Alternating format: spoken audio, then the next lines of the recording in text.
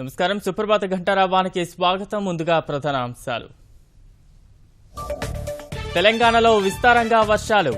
హైదరాబాద్లో పలు కాలనీల్లో ఇళ్లలోకి చేరిన నీరు.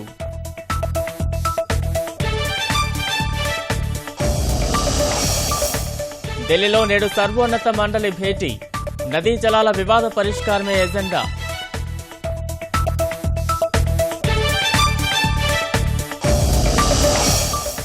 అంశాల వారీగా వాదనకు ఇరు రాష్ట్రాలు సన్నద్దం. అధికారులతో ఇరువురు సీఎంల సమాలోచనలు.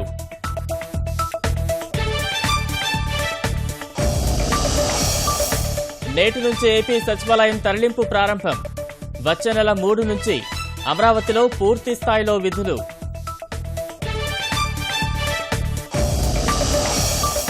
ఫిబ్రవరి 1నే సాధారణ బడ్జెట్. ఆమోదం తెలపనున్న కేంద్ర మంత్రివర్గం.